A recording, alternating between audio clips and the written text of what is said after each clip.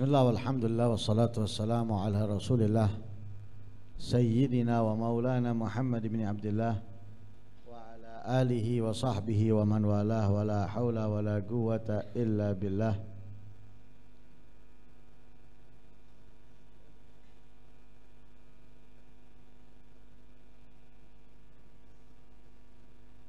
Alhamdulillah, di sore yang penuh barakah ini Allah Subhanahu wa taala mengumpulkan kita dalam acara dan agenda tahunan doa Asyura sekaligus santunan kepada anak yatim dan keluarganya dalam keadaan sehat wal afiah, khususnya dalam keadaan Islam dan iman. Harapan kita semuanya mudah-mudahan Allah Subhanahu wa taala menambahkan kenikmatan sehat kita dengan menguatkan keislaman dan keimanan kita. Amin Allahumma amin. Hadirin yang dimuliakan Allah Subhanahu wa taala, hari Asyura atau hari ke-10 dari bulan Muharram ini salah satu di antara hari yang sangat istimewa, hari yang sangat mulia, hari yang penuh dengan sejarah. Sejarah yang mengumumkan kemuliaan, yang menginfokan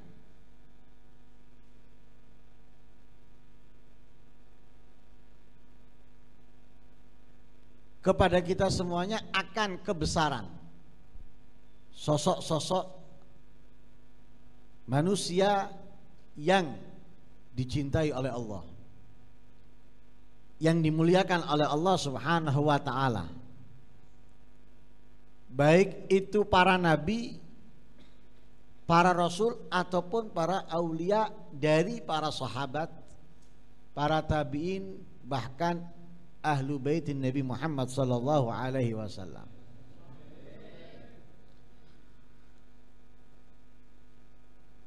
Di hari Asyura ini, kalau kita mau mengetahui kejadian yang terjadi di dalamnya, banyak. Dan sering kita sampaikan dan kita ingatkan bagaimana Nabi Allah Yunus alaihissalam atau Dhunnun diselamatkan oleh Allah Subhanahu wa taala dari perut ikan.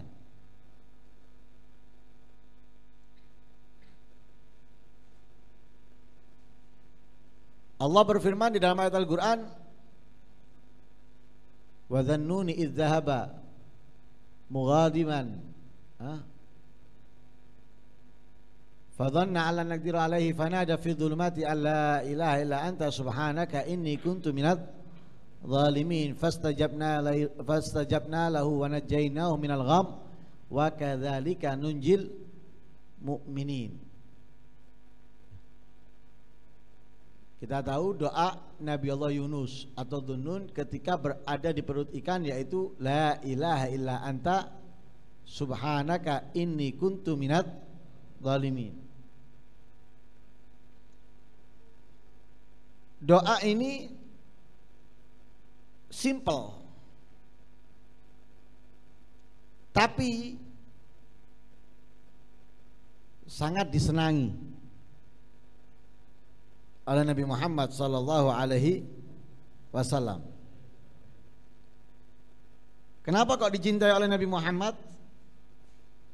Karena dalam doa tersebut terkumpul doa, tasbih, dan pengakuan dari dosa.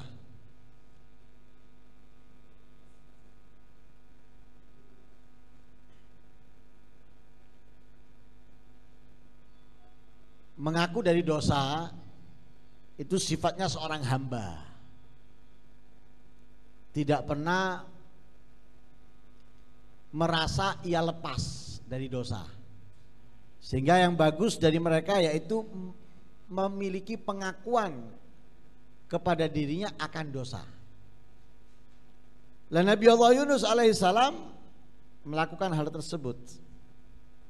Karena itu doa itu ada tasbih, ada tahlil, ada pengakuan daripada dosa.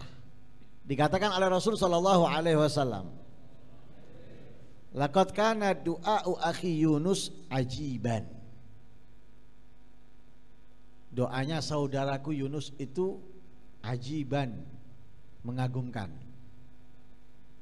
Awaluhu tahlil. Doa itu diawali dengan tahlil, yaitu la ilaha illa anta. Wa ausatuhu tasbih. Pertengahan doa itu tasbih, subhanaka.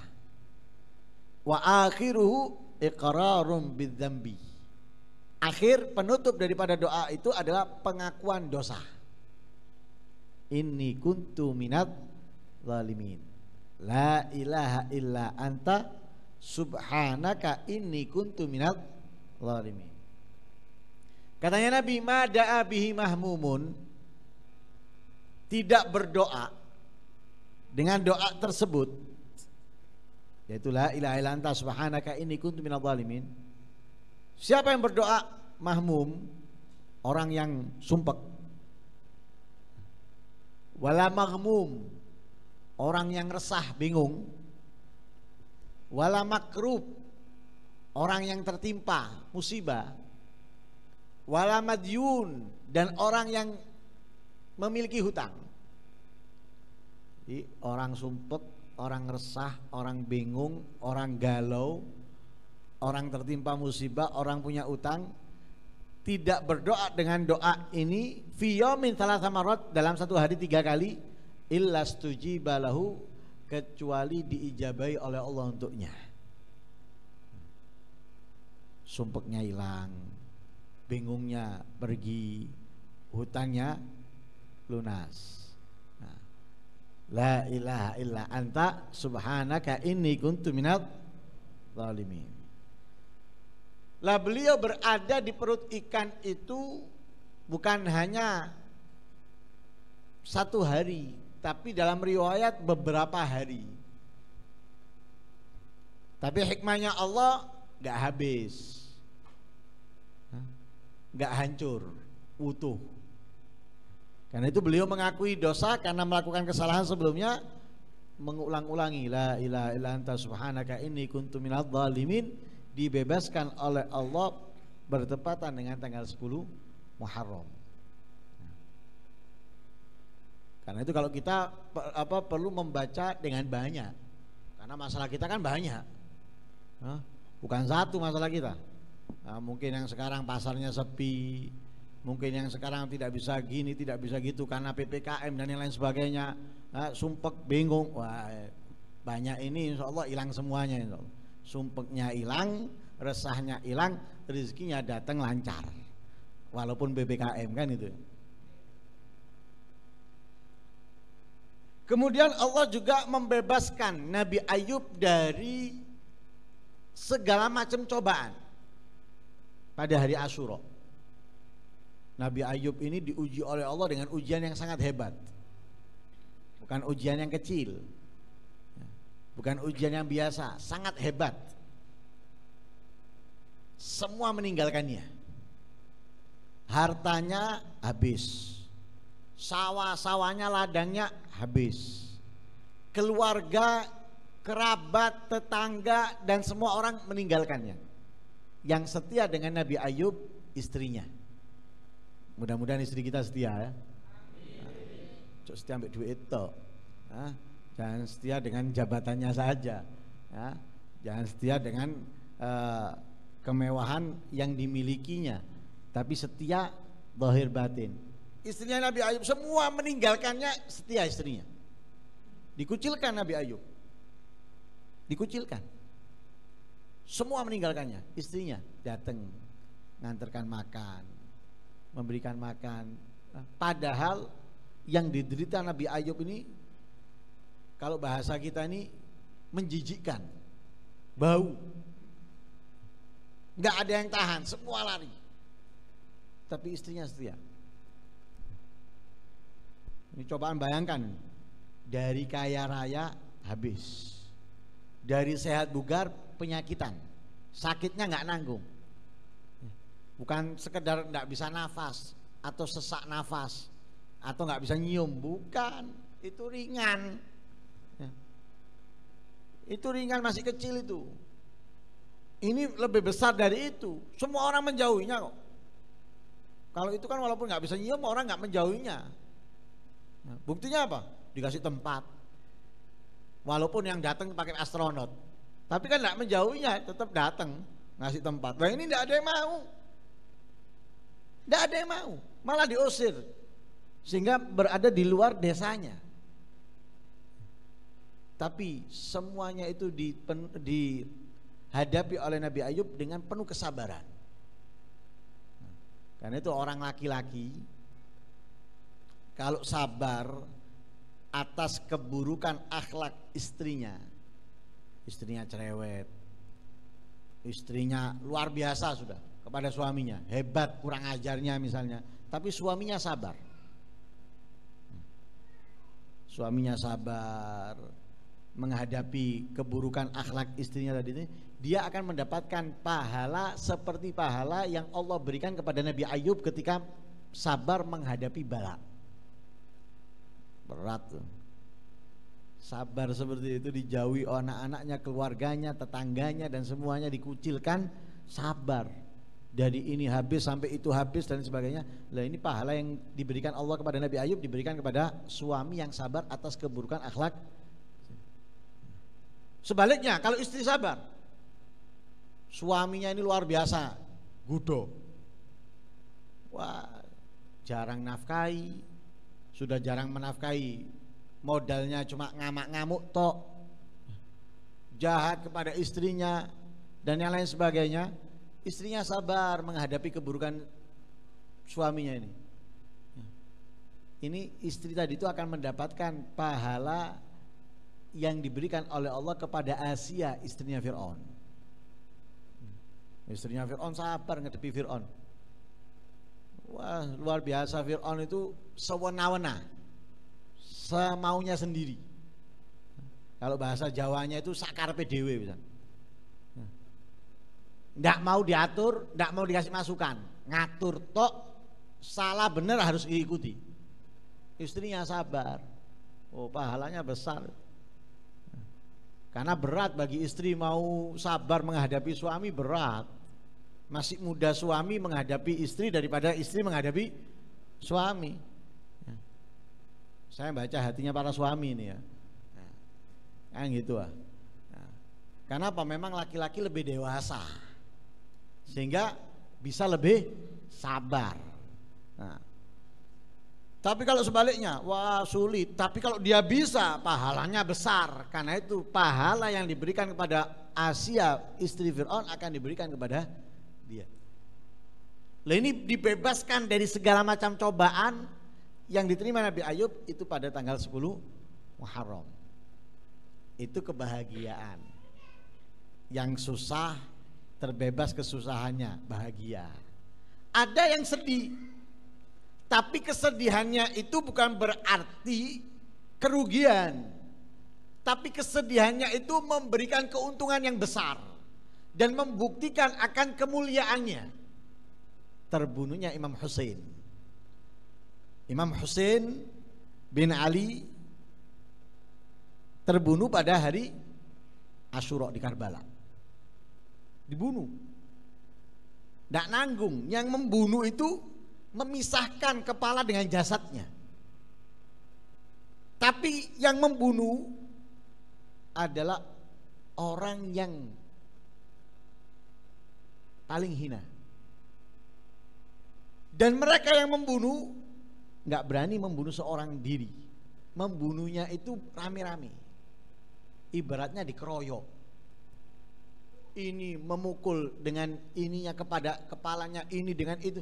Jadi nggak berani seseorang langsung membunuhnya. Kenapa? Mereka yakin yang dibunuh ini orang yang mulia. Dan kalau mereka membunuhnya seorang diri, ini akan besar azabnya, pikiran mereka. Sehingga nggak berani, ada yang bagian melukai ini, ada yang melukai ini, akhirnya terbunuh. Tapi walhasil intinya saat itu kesedihan yang besar kepada keluarga beliau. Kejadian yang sangat, kesedihan yang sangat besar nih. Bukan hanya terbunuh, tapi juga dipisahkan antara kepala dengan jasadnya. Sedih, anaknya, keluarganya, keponakannya, familinya yang saat itu juga terbunuh, sedih. Kehilangan sosok yang mulia. Bagaimana tidak mulia coba? Sayyidina Husain dan Sayyidina Hasan dikatakan oleh kakeknya Rasul sallallahu alaihi wasallam, huma raihanataya fil jannah. Keduanya ini adalah penghiburku, kesenanganku di surga.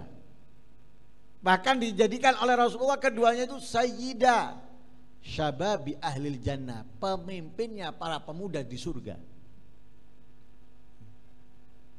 Saat itu sedih, keluarganya sedih,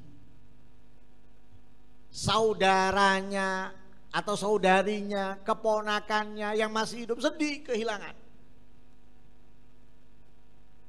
Kesedihan itu bukan berarti kemudian dibuat hari ratapan oleh mereka, bukan. Ya apa sih kalau kita meninggal keluarga kita,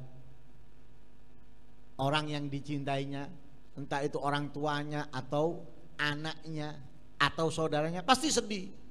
Tapi apakah setiap tahun kemudian di hari itu dia ulangi kesedihannya? Tidak. Tidak. Kenapa? Saat itu memang hari sedih buat mereka karena kehilangan. Tapi di saat itu pula menunjukkan kepada mereka dan umatnya Rasulullah kemuliaan Sayyidina Husain. Dengan apa? Meninggal dalam keadaan syahid. Meninggal dalam keadaan membawa Islam dan iman, husnul khatimah, itu kemuliaan. Kita yang masih hidup kepingin meninggal dalam keadaan apa? Hah? Covid. Tidak apa-apa meninggal Covid, tidak masalah. Yang penting saat meninggal bawa iman, bawa Islam. Meninggal Covid dalam maksiat, naudzubillah. Meninggal dalam keadaan husnul khatimah dicari, nggak apa-apa, walaupun meninggalnya dengan cara apapun. Mau karena Covid, mau karena diabetes, mau karena kanker, mau karena tabrakan, mau karena jatuh dan yang lain sebagainya, nggak masalah. Yang penting husnul khatimah. Itu yang penting, husnul khatimah. Meninggal yang baik itu meninggal dalam keadaan husnul khatimah. Sayyidina Husain meninggal dalam keadaan apa? Husnul khatimah. Pertanyaannya, meninggal dalam keadaan husnul khatimah atau syahid, rugi enggak orang yang meninggal? Hah? Sedih enggak yang meninggal? Atau yang meninggal bangga? Yang meninggal senang. Darahnya diharamkan dihilangkan. Darahnya diharamkan dihilangkan. Nggak boleh dimandikan. Kenapa? Darahnya yang bau amis itu nanti di sisi Allah dibangkitkan baunya itu atyab min rihil misik, lebih harum dari minyak misik. Makanya para aulia itu dihauli. Kenapa? Karena mereka meninggal dalam keadaan husnul khatimah. Beda dengan Nabi. Kalau Nabi dirayakan kelahirannya. Kenapa? Karena Nabi gak mungkin meninggal dalam keadaan su'ul khatimah. Karena Nabi pasti mau gak mau meninggal dalam keadaan husnul khatimah. Karena itu yang dirayakan kelahirannya. Karena dengan kelahiran Nabi membuka segala keindahan, memberikan rahmat, kebahagiaan. Tapi kalau kita para aulia yang dilakukan oleh anak-anaknya atau muridnya atau santrinya apa? Kelahirannya? Bukan, hari kematiannya. Kenapa kok hari kematiannya? Iya, karena kenapa kok diholi? Karena saat itu dicabut nyawanya dalam keadaan husnul. Ada preman mati di hauli? Hah? Nggak ada. Yang di hauli itu para aulia, para kiai, para ulama. Itu yang di hauli. Untuk apa? Nih sejarahnya ikuti, teladani. Ya. Itu di hauli. Karena itu di hauli. Nah, begitu juga Sayyidina Husain. Meninggal dalam keadaan itu adalah kebanggaan, kesenangan. Bahkan keluarganya Sayyidina Husain sudah jauh memaafkan keluarga yang membunuhnya. Karena apa? Telah dididik oleh kakeknya Rasul SAW tidak membenci siapapun sekalipun menyakitinya. Sehingga gak membenci, gak menyimpan dendam kepada siapapun keluarga dari keluarga mereka yang telah membunuh kakeknya. Itu terjadi hari Asyura, dan itu kejadian saat itu adalah kesedihan, tapi bukan kesedihan buat Sayyidina Husain, karena itu adalah kemuliaan, keistimewaan saat ia berjumpa dengan Allah Subhanahu wa ta'ala. Karena itu mudah-mudahan kemuliaan hari Allah Subhanahu wa ta'ala memuliakan kita dengan banyaknya pahala, banyaknya kebaikan, banyaknya ketaatan, dan mudah-mudahan Allah Subhanahu wa ta'ala menjadikan kita orang-orang yang dapat meneladani para nabi, para rasul, para aulia, dan mudah-mudahan kita tidak jauh dari mereka, didekatkan oleh Allah kepada mereka. Amin Allahumma amin. Wassallallahu alaihi wasallam Muhammadin nabiyil ummi wasallam. Alhamdulillahi rabbil alamin.